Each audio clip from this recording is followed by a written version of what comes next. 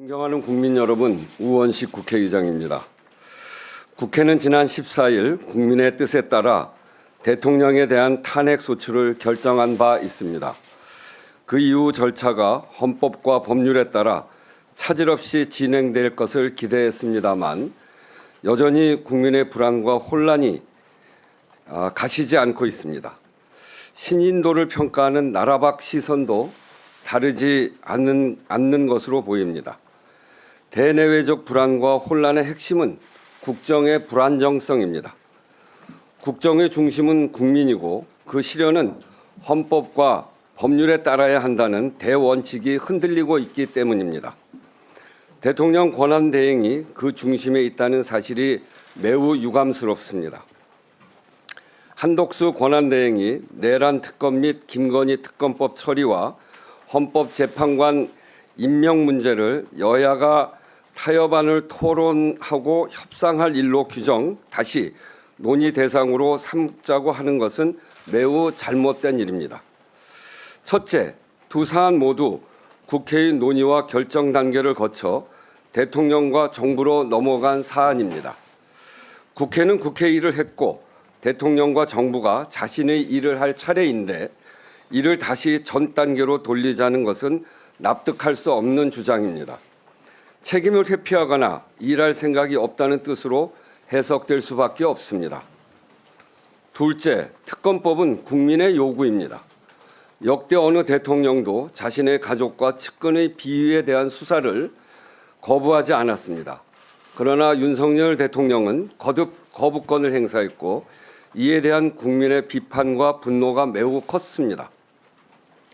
국회는 이러한 국민의 요구를 수용하는 동시에 대통령이 거부권 행사로 해친 공공성을 입법 조치를 통해 확보하고자 특검 법안을 통과시킨 것입니다.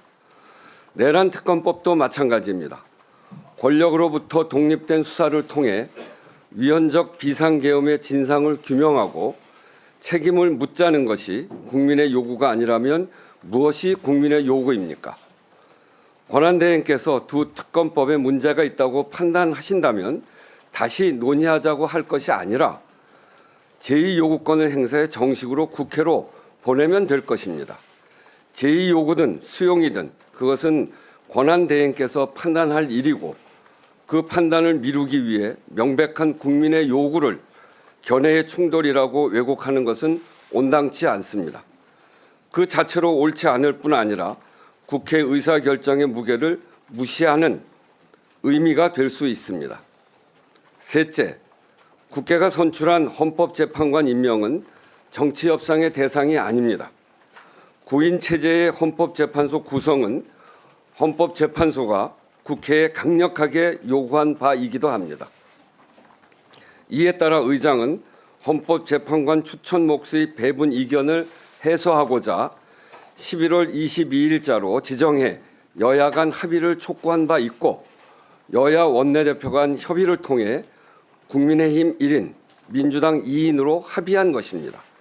그 합의를 토대로 헌법재판관 3인이 추천되었고 어제 오늘 인사청문회가 진행되고 있습니다. 이제 남은 것은 국회가 본회의에서 헌법재판관을 선출해서 보내면 권한대행께서 헌법재판관을 임명하는 일뿐입니다. 헌법기관의 정상적 작동을 위해 국회가 선출한 헌법재판관에게 임명장을 수여하는 것을 정치협상의 대상으로 삼을 수는 없습니다.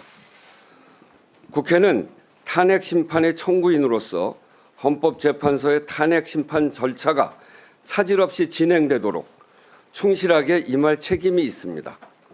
권한대행이 마치 국회의 헌법재판관 추천에 여야 합의가 없었던 것처럼 상황을 왜곡하는 것은 국회의 책임과 역할을 방해하는 것으로 비춰질 수 있음을 유념하시기 바랍니다.